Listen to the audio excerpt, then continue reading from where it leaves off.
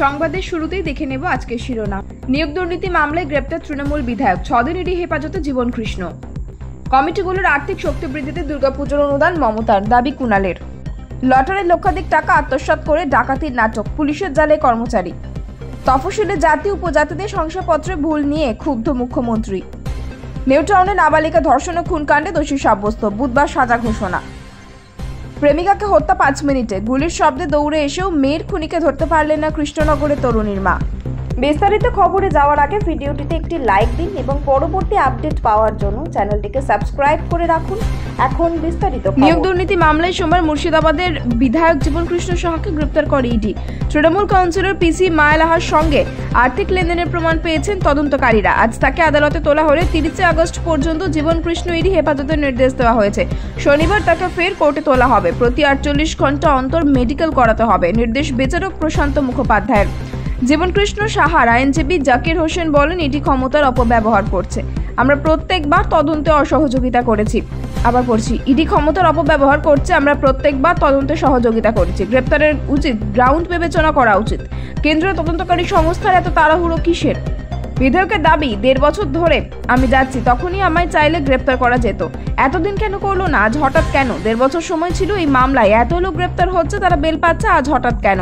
ED তরফের আইনজীবী ধীরজ ত্রিবেদী সোমবার আদালতে বলেন, 6 দিনের হেফাজত দেওয়া হোক। একাধিক আর্থিক লেনদেনের প্রমাণ পাওয়া গিয়েছে। স্ত্রী এবং বাবার ব্যাংক অ্যাকাউন্টেও লেনদেন হয়েছে। আমরা অনেক নথিপত্র চেয়েছি, সেগুলি পাইনি। রোডের সময় পাঁচিল টপকে পালাতে যান, এমনকি ফোনগুলি নালায় ফেলে দেন।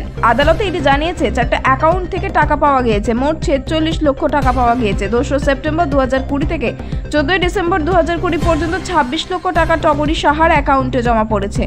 এই বিষয়ে টগরী সাহাকে আয়ের উৎস জানতে চাইলে তিনি বলেন, স্কুলের বেতন পেয়েছেন, যদিও বেতনের ডিটেল তিনি দিতে পারেননি। তখন তিনি জানান, স্বামী জীবন কৃষ্ণ সেই টাকা তাকে দিয়েছেন। অন্যান্য নিয়োগ দুর্নীতির পাশাপাশি এসএসসির 9ম ও 10ম শ্রেণীর শিক্ষক নিয়োগ দুর্নীতিরও তদন্ত করেছে এনফোর্সমেন্ট ডিরেক্টরেট। এর আগে মামলা তদন্ত করছিল সিবিআই, পরে সেই তদন্তের ভার এটিকে হস্তান্তর করা হয়। নিয়োগ দুর্নীতি মামলায় এর আগে মুর্শিদাবাদের তৃণমূল কংগ্রেসের বিধায়ক জীবন কৃষ্ণ সাহাকে গ্রেপ্তার করেছিল সিবিআই। দীর্ঘ কারাবাসের পর জামিনে ছাড়া পান তিনি। ফের এদিন তাকে গ্রেপ্তার করা হলো।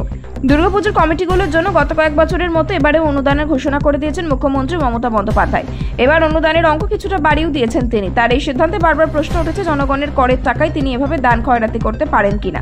তার এহেন সিদ্ধান্তের বিরুদ্ধে কয়েকজন আইনজীবী আদালতে মামলাও করেছেন। আসন্ন বিধানসভা নির্বাচনে তৃণমূল নেত্রীর এই দান খয়রাতি পর্বকে প্রচারের হাতিয়ার করতে পারে বিরোধীরা। সম্ভবত সেই অনুমান করে এই সোমবার বিষয়টি স্পষ্ট করেছেন তৃণমূলের রাজ্য মুখপাত্র কুণাল ঘোষ। এই ইস্যুতে তিনি বিরোধীদের খোঁচা দিতেও ছাড়েননি। কুণাল এদিন বলেন, মুখ্যমন্ত্রী মমতা বন্দ্যোপাধ্যায় দুর্গাপুজোর কমিটিগুলিকে এবারও অনুদান দিয়েছেন। এই অনুদান ঠেকাতে সিপিআইএম, বিজেপি, কংগ্রেসের কিছু আইনজীবী সঙ্গে সঙ্গে আদালতে দৌড়ন।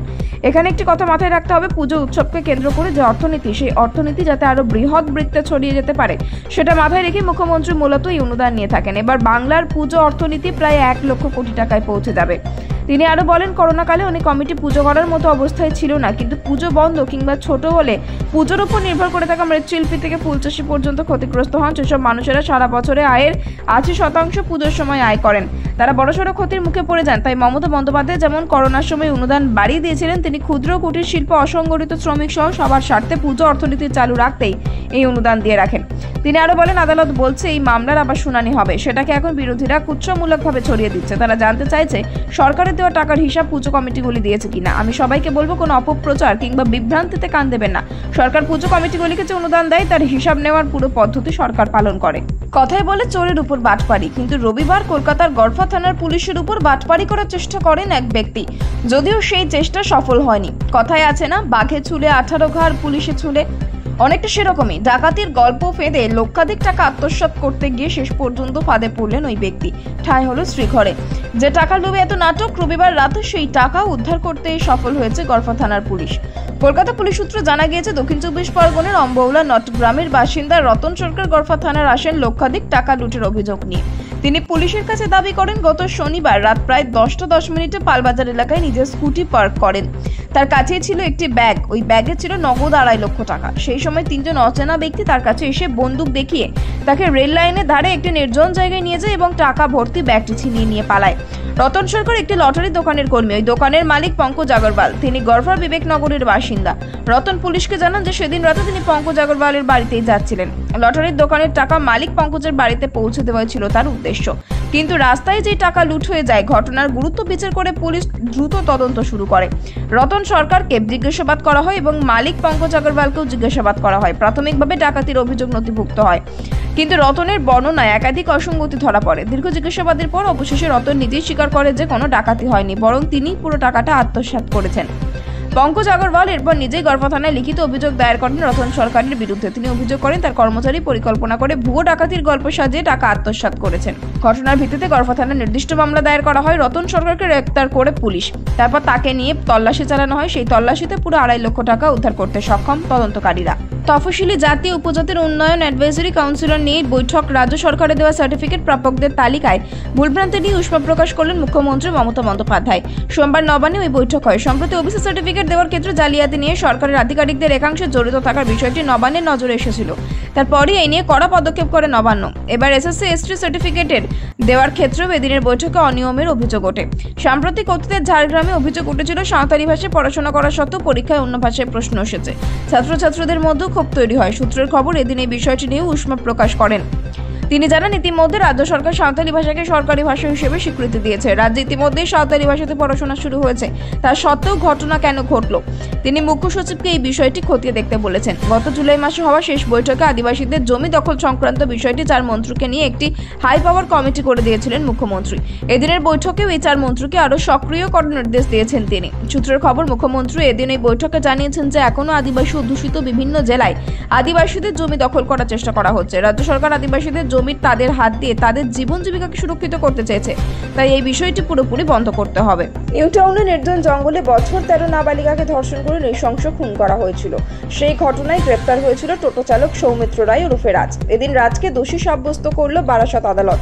আগামী বুধবার এই মামলার সাজা ঘোষণা করবেন বিচারক। উল্লেখ্য, চলতি বছরের ফেব্রুয়ারি মাসে নিউটাউনে লোহাপুল খাল সংলগ্ন জঙ্গলে 8ম শ্রেণীর ওই ছাত্রের দেহ উদ্ধার করেছিল পুলিশ। সেই ঘটনায় শহর জুড়ে ব্যাপক শোরগোল পড়ে গিয়েছিল। নৃশংস এই ঘটনা তদন্তে নেমে পুলিশ জেনেছিল গৌরাঙ্গনগরের বাসিন্দা ওই ছাত্রী ধর্ষণ করে খুনের অভিযোগ উঠেছিল। ময়না তদন্তের রিপোর্টে ধর্ষণের প্রমাণ মেলে। পুলিশ বিভিন্ন এলাকা সিসিটিভি ফুটেজ খতিয়ে দেখতে শুরু করে। পারিপার্শ্বিক তথ্য, এলাকার শতাধিক সিসি ক্যামেরার ফুটেজ খতিয়ে দেখে সৌমিত্র ওরফে রাজ্যের সন্ধান পান তদন্তকারীরা। গ্রেপ্তার করা হয় তাকে। ধারাবাহিক জেরায় দোষের কথা স্বীকার করে অভিযুক্ত।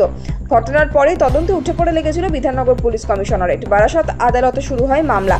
নজিরবিহীনভাবে 15 দিনের মধ্যে অভিযুক্ত টোটো চালকের রাজের বিরুদ্ধে চার্জশিট জমা করেছিল নিউটাউন থানার পুলিশ। সেই মামলাতে এবার আদালত ধৃতকে দোষী সাব্যস্ত করল। বাড়িতে ঢুকে সোজা চলে যান দোতলায়। দোতলারই একটি ঘরে ছিলেন 19 বছরের তরুণী ঈশিতা মল্লিক।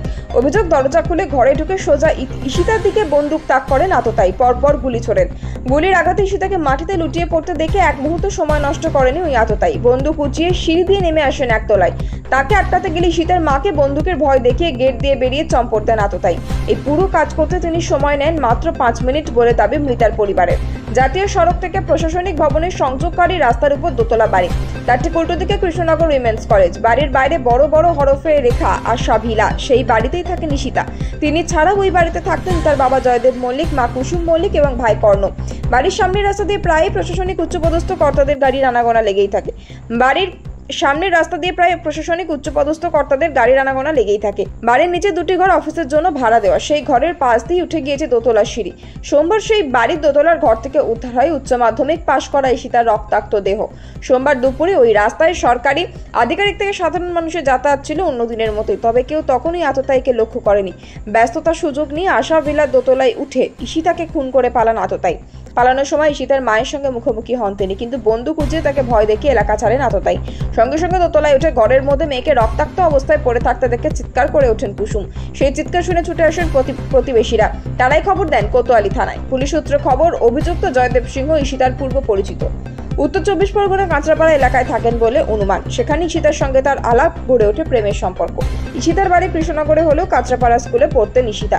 উচ্চ মাধ্যমিক পাশ করার পর কৃষ্ণনগরের বাড়িতে চলে আসেন তিনি। ভর্তি হন স্থানীয় কলেজে। তবে কলেজে ক্লাস শুরু না হওয়া পর্যন্তই বাড়িতে থাকতেন ঈশিতা। পুলিশের অনুমান, জয়দেব জানতেন ঈশিতা কখন একা ঘরে থাকেন। কোন ঘরটা ঈশিতার তাও জানা ছিল। প্রশ্ন উঠছে, তবে কি ঈশিতার বাড়িতে অবাধ যাতায়াত ছিল জয়দেবের? যদিও সেই প্রশ্নের উত্তর এখনো মেলেনি। তদন্তকারীদের মতে ঈশিতা সম্পর্কে সব তথ্য জেনেই হামলার দিন ওই সময় বেঁচেছিলেন জয়দেব।